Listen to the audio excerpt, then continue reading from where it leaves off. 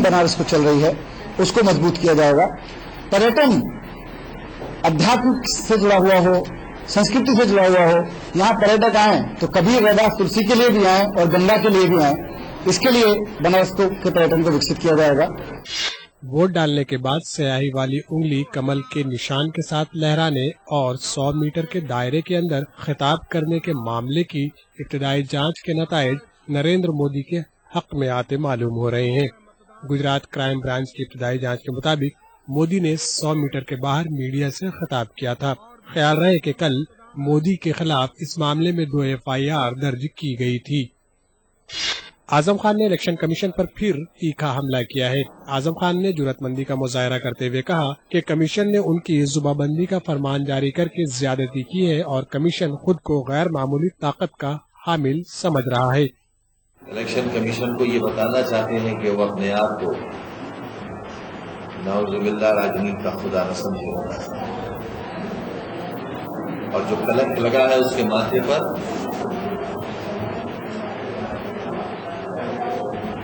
उसे संभाल कर रखे।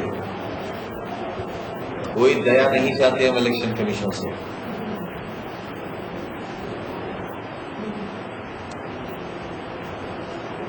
और चाहते हैं कि जो सजा देना बाकी रह गई हो, क्योंकि इंटरिम पनिशमेंट था हमारा, जो सजा इलेक्शन कमीशन और दे सकता हो, यहां तक कि हमारी सदस्यता अगर खत्म कर सकता हो, तो हम चुनौती देकर कहना चाहते हैं हमारी सदस्यता खत्म करें और फिर देखें हम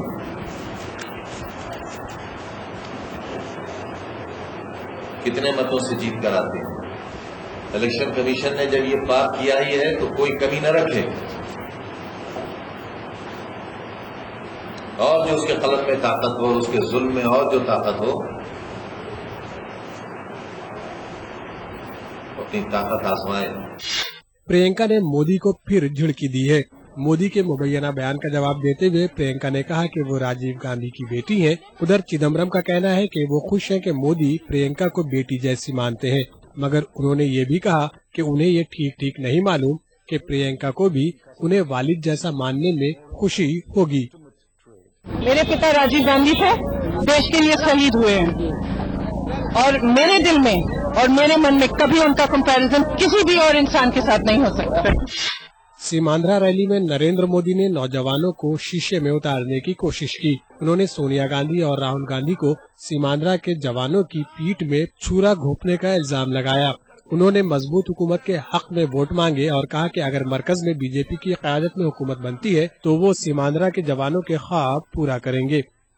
दिल्ली की माँ बेटे की सरकार ने आपके सपनों को चूर चूर कर दिया है। दिल्ली की माँ बेटे की सरकार ने आपकी पीठ में छुरा भोंका है।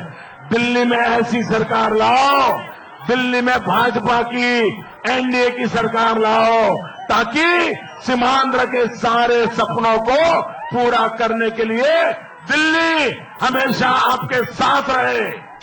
उत्तर प्रदेश में इंतखाबी रैली के दौरान सोनिया गांधी ने मोदी पर वार किया। उन्होंने मोदी को इक़्तिदार का भूखा बताया। सोनिया यहीं पर नहीं रुकी। उन्होंने कहा कि नताइज आने से कबल ही मोदी खुद को वजीर आजम मान बैठे हैं।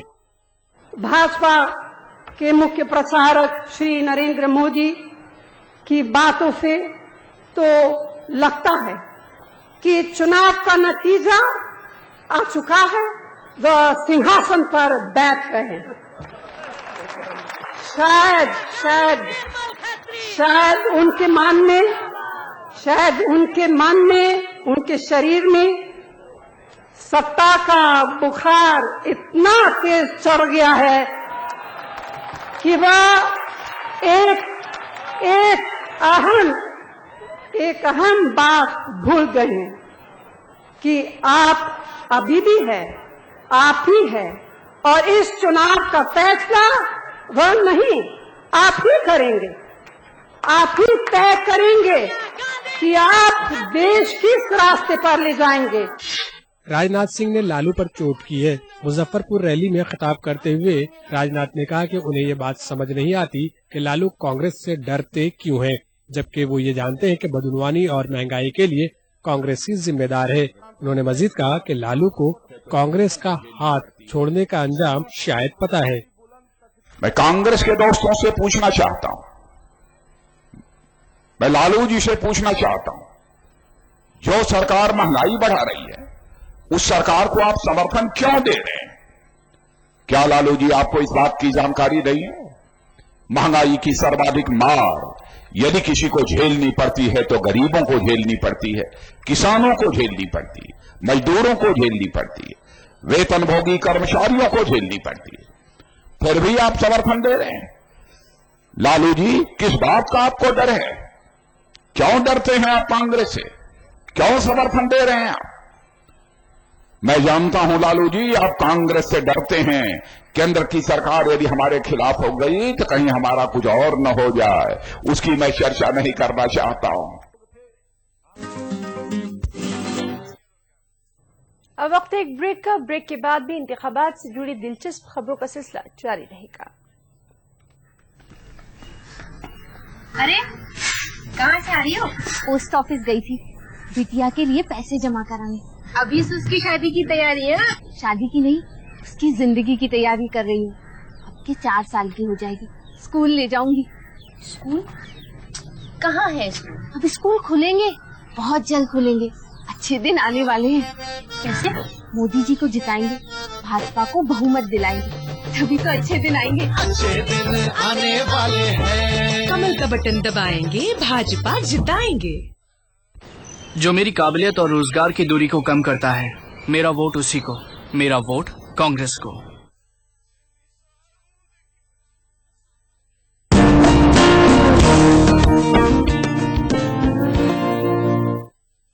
एक खिलाड़ी अकेला पूरे मैच को नहीं जिता सकता, इसलिए हमारा वोट उसी को जाएगा जो अकेले नहीं पूरे टीम के साथ खड़ा हो। हमारा वोट कांग्रेस को।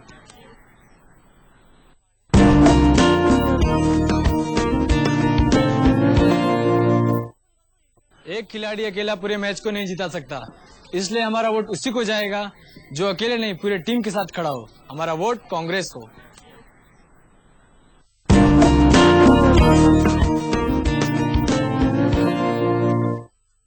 साडा वोट तो उसी को जाएगा जिसने आज तक कभी किसी किसान के साथ नाइंसाफी नहीं होने दी। मेरा वोट कांग्रेस को। आंदोलन किए, धरने दिए, चाय पे चर्चा, नई उम्मीदें, भाषणबाजी, तू मैं, सीटें वीटें, टिकट विकट, रूठना मनाना, मोर्चे पे मोर्चा, सब कुछ बस। अब आपकी बारी। मेरी? जी हाँ, वोट जरूर दीजिए, बेहतर भारत बनाइए।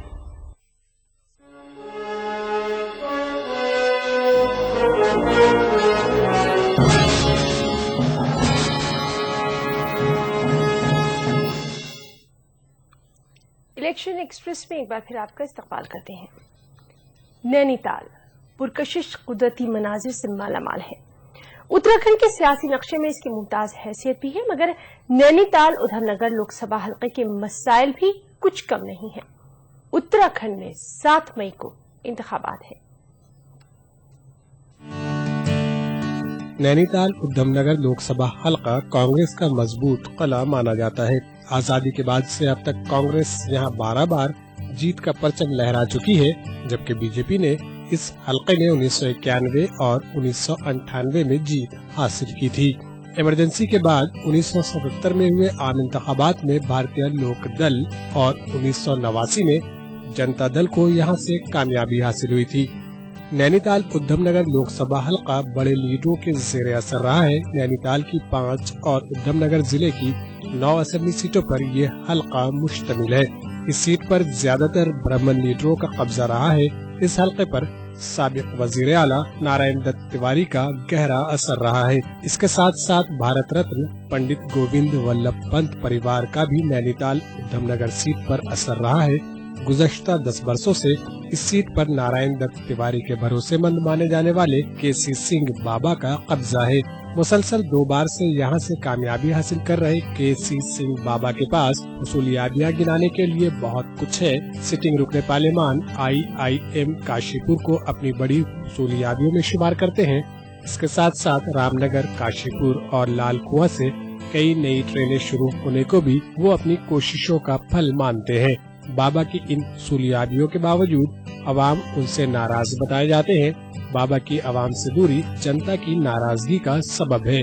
इस बार बाबा का बीजेपी के भगत सिंह कोश्यारी, समाजवादी पार्टी उम्मीदवार अवतार सिंह, बहुजन समाज पार्टी के उम्मीदवार लईक अहमद, CPI-ML के कैलाश पांडे और आम आदमी पार्टी उम्मीदवार बल्ली सिंह चीमा से मुकाबला है। पहाड़ी इलाकों को छोड़कर मुस्लिम वोटरों की यहां अच्छी खासी तादाद है और वो फैसला कुन रोल अदा कर सकते हैं।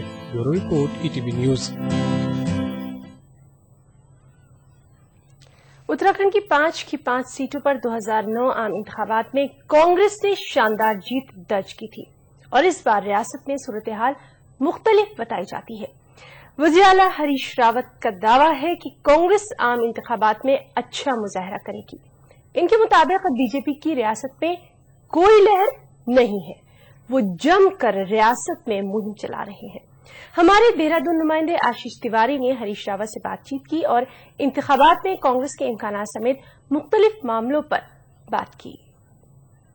मुख्यमंत्री हरीश रावत जी, कहां तक चुनाव अभियान पहुंचा है? भाजपा तो दावा कर रही है 5 सीटें जीत रही है। भाजपा तो ये दावा पिछले 2 साल से कर रही है, लेकिन उनको समझ में अब आ रहा है कि हकीकत और ख्वाब में बड़ा अंतर होता है। लेकिन ये कहा जा रहा है कि हरीश रावत गड़े मुर्दे उखाड़ रहे हैं, कभी NRHM का मुद्दा उखाड़ रहे हैं, कभी आप कुंभ घोटाले पे निशंक को घेर रहे हैं। भाजपा कह रही है पुरानी बातें हैं, बहुगुना मुख्यमंत्री रहे 2 साल तक, अगर कुछ चीजें थी तो जांच करा लेते। अब चुनाव में ये मुद्दे उठा रहे हैं, यानी आपकी इंटेंशन पे सवाल उठ रहे हैं। कुंभ वाले में मैंने नहीं उठाया, तो मीडिया ने सवाल किया त्रिपाठी आयोग की रिपोर्ट को लेकर के। मैंने उसके जवाब में कहा कि भाई मैं तो अभी तक और सब बातें घोटाले आदि की एक तरफ भी रख दे हैं, तो ये नहीं समझ पाया कि 672 करोड़ रुपए में 6 काम भी ऐसे हरिद्वार में नहीं हुए जिनको गिनाया जा सकता है, और ये हकीकत है। 6 तो छोड़िए, 1-2 काम भी गिनाने के लायक नहीं हुए हैं। तो आखिर कोई इंफ्रास्ट्रक्चर जब बना ही नहीं तो कहाँ गया पैसा? लेकिन मैंने कोई आरोप नहीं लगाया, मगर आज मैं कह रहा हूँ कि ऐसे भी बिल हैं जिसमें एक ही चेक से एक साथ 3-3 जगह भुगतान हुए। चेक नंबर 1 है।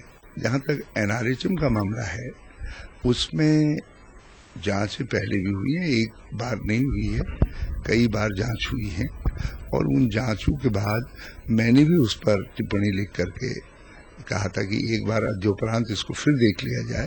तो जो चीजें आई हैं उसके बाद कोई भी मुख्यमंत्री हो, यदि कोई भाजपा का मुख्यमंत्री भी होता, वो भी उस गलती को ढक नहीं सकता है। दवा घोटाले का मामला रुड़की से जुड़ा हुआ है, कुंभ का मामला हरिद्वार से जुड़ा हुआ है, हरीश रावत की पत्नी चुनाव लड़ रही है, हरीश रावत को हरिद्वार सीट निकालनी है, लिहाजा वो तमाम ऐसी चीजें निकाल करके हरिद्वार की रुड़की की लेकर के आ रहे हैं ताकि भाजपा को कहीं न कहीं कटघरे में खड़ा कर सके, चाहे खंडूड़ी हो चाहे दूसरे नेता हो। सभी ये लोग कह रहे हैं 2 साल से आपकी सरकार थी, आप लोग जांच करा लेते, दूध का दूध पानी का पानी हो जाता। ये संयोग है, कोई फाइल मैंने तलब नहीं की है, सब फाइलें मेरे पास प्रोसेस होकर के आई हैं। तो इसका अर्थ है कहीं न कहीं उन पर पहले से कार्रवाई हो रही थी। तो एक मुख्यमंत्री जिसमें फाइल चीख के कहे कि कोई भाई जबरदस्त घोटाला हुआ है, तो उसमें और क्या कर सकता है? CBI की निष्पक्षता पर किसी को शक नहीं है, और भाजपा अब तो कानून में तब्दीली के बाद खुद संतुष्ट है कि CBI ठीक स्वरूप में आ गई है, तो हमने इसलिए जांच CBI को सौंप दी। लेकिन अब तो बीजेपी ये कह रही है कि ठीक है CBI की से जांच आप करा रहे हैं, केंद्र में भाजपा की सरकार आएगी, हम भी आपकी तमाम जो आपदा के जो जिस तरह से हैंडल किया कांग्रेस की सरकार ने पिछले, उन सब की भी CBI जांच करेंगे। मैं तो कह रहा हूँ कि CBI से क्यों, तुम नागपुर संघ कार्यालय से जांच करवा दो, 2-3 खांटी के संघी लोगों के कमेटी बना दो, उनको जहाँ सौंप दो। हमें तो कोई हाथ कंगन को आरसी क्या, पढ़े लिखे को फारसी क्या, आप आइए और करवाइए। लेकिन ये कहा जा रहा है कि हरीश रावत इमोशनल कार्ड खेल रहे हैं लगातार, चाहे अल्मोड़ा हो, चाहे हरिद्वार हो, चाहे दूसरे सीटें, हर जगह जाके कह रहे हैं कि मेरी सरकार को अगर मजबूती देनी है तो मुझे लोकसभा की सीटें दीजिए। तो कहीं कि नमो लहर को रोकने के लिए आप इमोशनल कार्ड खेल रहे हैं। देखिए, हकीकत यह है कि जो कुछ हमने 1-1.5 महीने में दिशा देने की कोशिश की है यहाँ के डेवलपमेंट के टोटल एजेंडे को, यदि लोग उसको पसंद कर रहे हैं तो मुझे पूरा हक है मैं लोगों से कहूं कि आपके दिल को यदि अच्छा लग रहा है जो कुछ मैं कर रहा हूं तो आप मुझे सपोर्ट करिए। बीजेपी ने अच्छा काम किया, आपके परम सहयोगी थे सतपाल महाराज जी, उनको तोड़ दिया, एक बड़ा झटका चुनाव से पहले आपको दे दिया। अब महाराज जी लगातार ये कह रहे हैं कि सरकार अब आने जाने वाली है, ज्यादा दिन नहीं टिकने वाली है, चुनाव नतीजों के बाद देखिए क्या होता है। तो क्या कोई आपको लगता है, डर है महाराज जी क्या गुल खिला देंगे चुनाव के बाद? देखिए, भाजपा यदि कुछ ऐसा पाप कर्म करेगी तो अगले 20 साल कांग्रेस सत्ता में रहेगी, और यदि भाजपा जो है नेचुरल प्रोसेस से गवर्नमेंट को चलने देगी, कुछ अनइथिकल काम नहीं करेगी, तो हो सकता है 2070 में फिर कांटे की टक्कर हो जाए, किसी के पक्ष में चीजें जा सकती। मगर यदि उन्होंने गवर्नमेंट गिराने की कोशिश की तो इस समय उनको उत्तराखंड के लोगों का गुस्सा झेलना पड़ेगा। लेकिन जिस तरह से पूरे राज्य में आप घूम रहे, भाजपा कह रही है आपने उड़न खटोला ले लिया, पूरे प्रदेश को नाप दिया है, पहाड़ से लेकर मैदान तक घूम रहे, इस पर भी लगातार भाजपा जवाब मांग रही है। लेकिन हमारा सवाल ये, रिस्पॉन्स किस तरह का मिल रहा है लोगों के बीच, किस तरह, कहाँ पहुंचे, कहाँ खड़ा पाते हैं कांग्रेस को इस समय चुनाव को करीब करीब अंतिम चरण में एक तरह से पहुंच गया? पहली बात यह है, मैं पैदल भी जा रहा हूं, मैं कार से भी जा रहा हूं, मैं उड़न खटोले से भी जा रहा हूं, क्योंकि मेरी पार्टी ने मुझे स्टार प्रचारक बनाया है तो मैं उसका भरपूर उसको निभा रहा हूं। रहा सवाल रेस्पॉन्स का, बहुत अच्छा रेस्पॉन्स मिल रहा है और आश्चर्यजनक रूप से जो है हमारे पक्ष में उन क्षेत्रों में समर्थन आ रहा है जिन क्षेत्रों में हमको इस समय कमजोर होना चाहिए था। आप ये दिखाना चाह रहे हैं कि भले ही देश में मोदी की लहर चल रही है, लेकिन उत्तराखंड में हरीश रावत की अपनी एक लहर है जो नमो लहर को रोक सकती है। ऐसा आपको लगता है आप रोक पाएंगे नरेंद्र मोदी को? देखिए, श्री नरेंद्र मोदी जी जो है मार्केट फोर्सेस की प्रोडक्ट है, मैं जमीन की प्रोडक्ट हूँ। मैं तो सही बात है, मेरी माँ मडुआ गूंथती थी, हम मडुआ उत्पादक क्षेत्रों के रहने वाले रहे हैं, उसी को खा करके बड़े हुए हैं। तो आप जमीन अपनी कैसे व्यक्ति भूल सकता है? तो मोदी वो नहीं है जो वो जन्म से थे, मोदी आज कुछ दूसरे व्यक्ति हैं। यानी कहीं कि जिस तरह से लगातार भले ही चाहे पूरे देश में नरेंद्र मोदी का मुकाबला कांग्रेस से हो, राहुल गांधी, सोनिया गांधी से हो, लेकिन कहीं हरीश रावत उत्तराखंड में मुकाबला मंडवा खाने वाले और नरेंद्र मोदी के बीच करते नजर आ रहे हैं। कैमरा सहयोगी आशीष तिवारी के साथ Pawan Lal Chand, ETV news, Dehradun. Election express का ये सिलसिला जारी रहेगा। वक्त एक ब्रेक का, ब्रेक के बाद चल लौटते हैं। जिसने मुझे अपने पैरों पे खड़े होने का, अपने दम पे जीने का मौका दिया, मेरा वोट उसी को, मेरा वोट कांग्रेस को।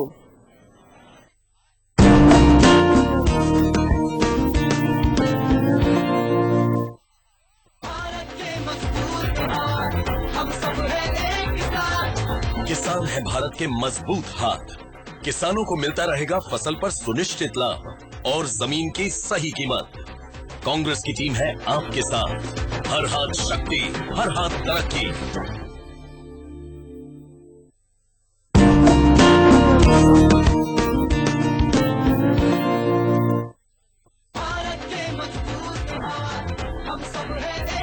महिलाएं हैं भारत के मजबूत हाथ, महिलाओं को मिलेगा जीविका के लिए 1 लाख रुपए तक का आसान लोन और उनकी सुरक्षा के लिए पुलिस फोर्स में होंगी 25% महिलाएं। कांग्रेस की टीम है आपके साथ, हर हाथ शक्ति, हर हाथ तरक्की।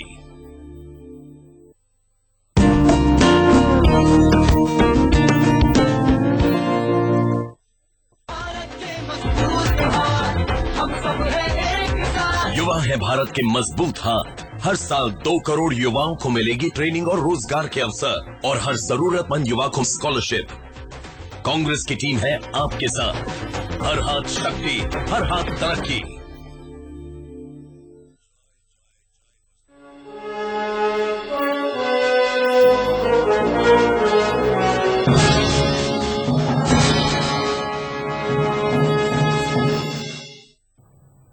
ब्रेक के बाद इलेक्शन एक्सप्रेस में एक बार फिर आपका इस्तकबाल करते हैं।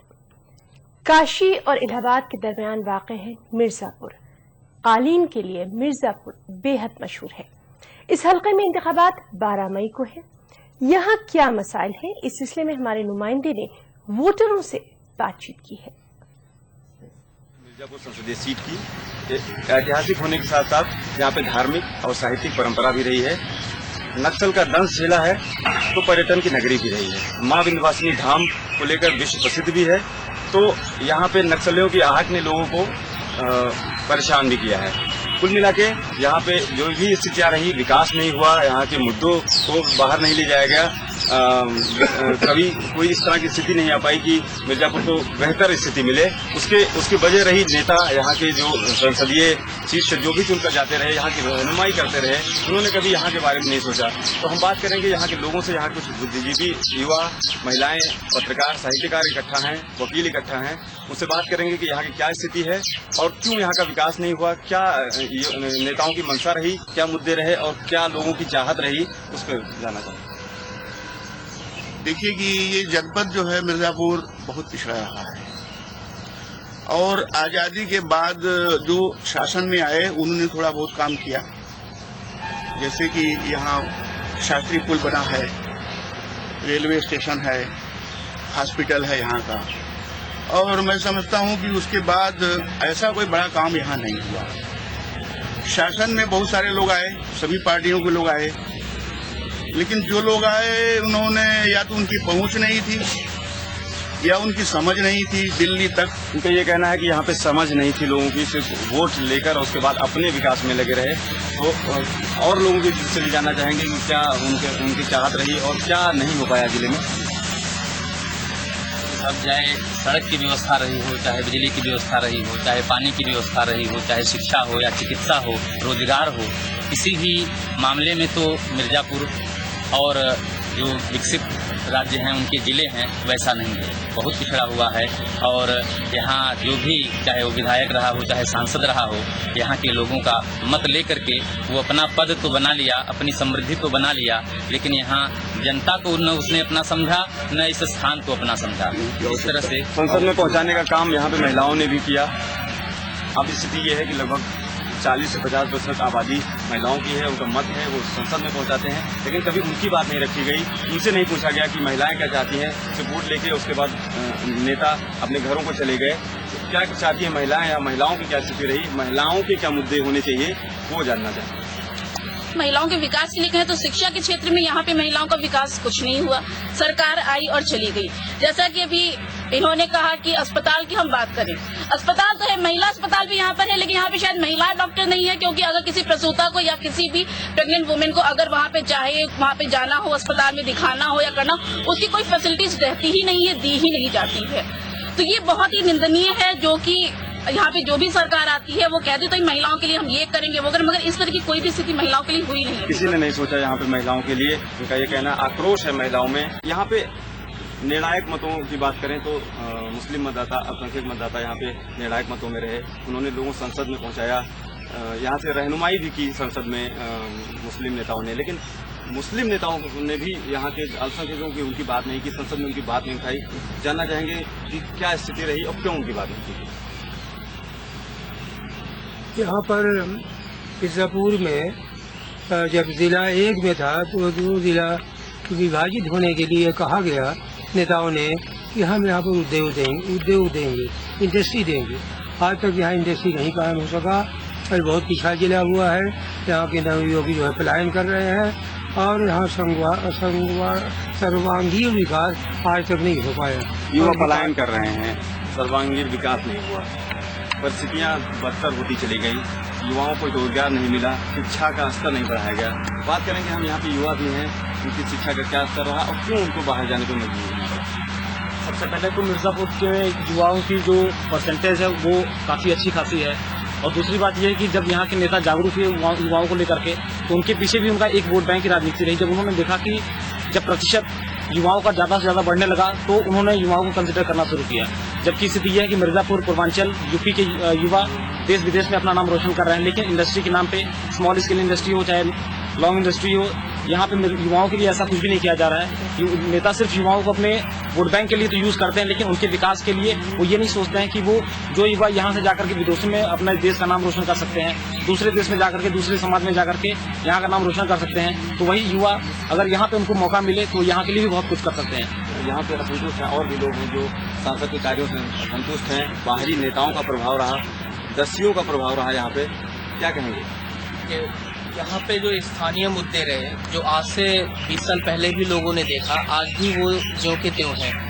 सड़क, मिर्जापुर की सड़कें, मिर्जापुर में पानी की व्यवस्था, मिर्जापुर की बिजली की व्यवस्था, ये 3 बहुत ही बुनियादी ज़रूरत है जनता के लिए। ये 3 जहाँ 10 साल पहले जहाँ थी आज भी वहीं खड़ी हैं, इनमें कोई विकास दिखता नहीं है। इलेक्शन एक्सप्रेस में आज फिलहाल इतना ही। एक छोटे से ब्रेक के बाद देखिए हमारा बेहद खास प्रोग्राम हयात ख्वाजा। मुझे दीजिए इजाजत, आदाब।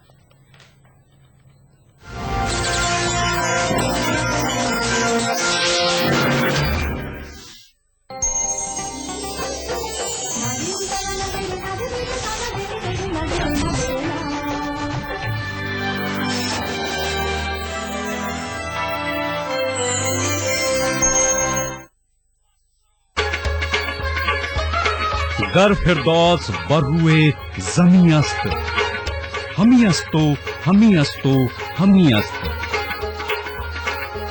जम्मू कश्मीर के हर वाक़ये और हर पहलू पर ईटीवी की नजर। देखिए ईटीवी उर्दू कश्मीर रोजाना शाम 7 बजे और सुबह 7:30 बजे सिर्फ ईटीवी उर्दू पर। देखिए ईटीवी उर्दू सभी डीटीएच प्लेटफॉर्म पर। डिश टीवी पर चैनल नंबर 787, एयरटेल पर चैनल नंबर 610, टाटा स्काई पर चैनल नंबर 176, बिग टीवी पर चैनल नंबर 972, वीडियोकॉन पर चैनल नंबर 750। देखिए आपका अपना चैनल और भी बेहतर क्वालिटी में।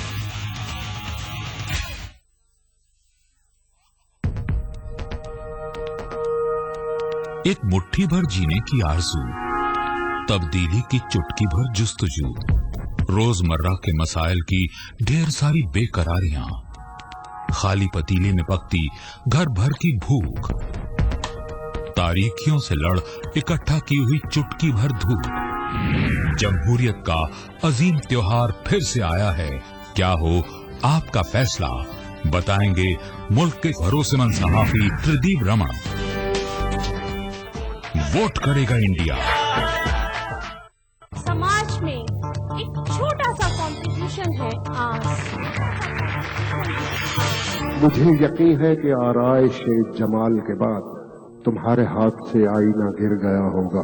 आस पेश करते हैं इबादत महफिल रूहानियत। अच्छा सिया दिया तूने मेरे प्यार का, यार नहीं लूट लिया खरीदार का। अच्छा सिया दिया तूने मेरे प्यार का। अताउल्लाह खान साहब की रूहानी महफिल अब आप सबके सामने है। ईटीवी उर्दू हमेशा से ही संगीत की मार्फत दिलों की दूरियां कम करने की कोशिश करता रहा है। यह महफिल, यह प्रोग्राम इसी दिशा में एक बड़ा कदम है। मुझे उम्मीद है कि ये प्रोग्राम आप सबको बहुत पसंद आएगा और आगे भी ईटीवी उर्दू के दर्शक हमारे साथ इसी तरह जुड़े रहेंगे और संगीत की मार्फत हम दिलों की दूरियां कम करने का अपना प्रयास जारी रखेंगे। आस पेश करते हैं इबादत महफिल रूहानियत 3 मई रोज शनिचर रात 9:30 बजे सिर्फ ईटीवी उर्दू पर।